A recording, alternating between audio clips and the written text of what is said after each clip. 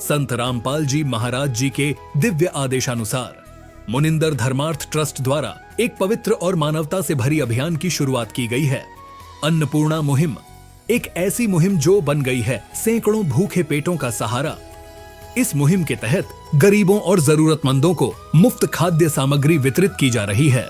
हर दिन सैकड़ों लोगों तक भोजन पहुंचाया जा रहा है। आइए मिलते हैं एक ऐसे परिवार से जिन्हें संत रामपाल जी महाराज के शिष्यों ने खाद्य सामग्री पहुंचाकर उनकी जिंदगी में उम्मीद की ज्योति जलाई। संत रामपाल जी महाराज के शिष्य सतलोक आश्रम श्री धनाना धाम से जरूरतमंद लोगों के लिए खाद्य सामग्री ले जाते हुए। नमस्कार दर्शकों, आज हम निडाना गांव तहसील में जिला रोहतक में आए हैं। यहाँ पर हमें पता चला है संत रामपाल जी महाराज के शिष्यों ने एक गरीब परिवार में 3 अनाथ बच्चे रहते हैं, उनकी मदद की है।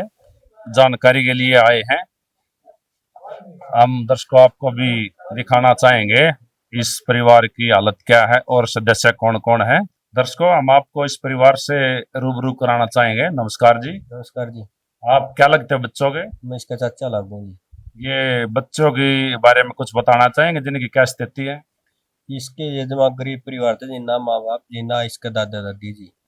इसका मतलब पड़ोसी सारा लगा रहे जी इनका। ये तो गरीब परिवार था जी जमा।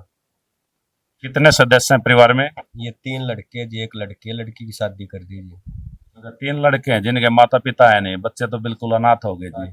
फिर इनके खाने पीने की व्यवस्था कैसी होती है? इनके कि में पड़ोसी सारा ला रहे जी, खुद एक बड़ा भाई भी काम करे जी। ठीक है जी। दर्शकों, जो संत रामपाल जी के शिष्यों ने खाद्य सामग्री दी है, हम उस बारे में कुछ जानकारी लेना चाहेंगे संत रामपाल जी के शिष्य से। नमस्कार जी। नमस्कार जी, सत्साई जी।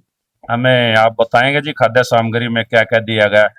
खाद्य सामग्री में संत रामपाल जी महाराज ने एक मुनिंदर धर्मार्थ ट्रस्ट चलाया हुआ है। तो उस ट्रस्ट के तहत संत रामपाल जी महाराज ने ये गरीबों की सहायता के लिए एक मुहिम छेड़ रखी है। उसके तहत जैसे ये चावल दाल है, चने की दाल है, मूंग की दाल है 1 किलो, ये टाटा की चाय है, टाटा का नमक है, और ये खाद्य की साबुन है, ये नहाने की 4 साबुन है। ठीक है। 5 किलो चावल है, 1 किलो दूध है अमूल का, और सरसों का तेल है 1 लीटर, 2 किलो चीनी है, लाल मिर्च है, हल्दी है, जीरा है, और 10 किलो आटा है। ये जो सामग्री दी गई है जी, एक बार देते हो या हर बार देते हो? नहीं, ये सामग्री जब तक दी जाएगी, जब तक इनकी आर्थिक स्थिति नहीं सुधर जाती, तब तक ये निरंतर चलती रहेगी। अच्छा जी। सामग्री के अलावा और कुछ भी मदद करते हैं संत रामपाल जी महाराज और उनके शिष्य? संत रामपाल जी महाराज की तरफ से जैसे कि जिसके घर पे छत नहीं है तो छत बनवाते हैं संत रामपाल जी महाराज। जिसके घर की मरम्मत की जरूरत है, जैसे मतलब टिप लिपाई नहीं है या गिरने की स्थिति में, तो उसकी मरम्मत की जरूरत है तो उसको मरम्मत करवाते हैं। संत रामपाल जी की महाराज की तरफ से हर वो सहायता दी जाती है जो जिस चीज की परिवार को जरूरत है। जैसे बच्चों की ड्रेस की जरूरत है तो बच्चों की ड्रेस, स्कूल की फीस की जरूरत है, वो स्कूल की फीस भी दी जाती है। जैसे कि जिस घर में सिलेंडर की जरूरत है, सिलेंडर नहीं है, भरवाने की स्थिति नहीं है, उसको सिलेंडर की व्यवस्था भी करवाई जाती है। अच्छा जी। जैसे ये बच्चे हैं, ये पढ़ रहे होंगे तो आप इसकी फीस वगैरह, ड्रेस स्कूल की होगी, सब देंगे, और गैस वगैरह नहीं होगी तो वो भी देंगे। बेटा, आपके सिलेंडर में गैस है क्या? नहीं है? अभी तो है सर। अच्छा, अभी है जी। अभी तो इनके सिलेंडर में गैस बता रहे हैं, जब समाप्त होंगे तो क्या करेंगे आप? उसके बाद हम इनको एक नंबर देंगे, कार्ड देंगे अपना आश्रम की तरफ से। ये इस पे नंबर लिखे हुए हैं आश्रम के। ये जब भी जो भी चीज खत्म होगी तो 2 दिन पहले फोन कर देंगे, तो उसके तहत फिर आश्रम से इनको मुहैया करवा दी जाएंगी सारी सुविधाएं। संत रामपाल जी के शिष्य से हम और जानकारी चाहेंगे। संत रामपाल जी महाराज ने और क्या क्या मुहिम चलाई हुई है जी?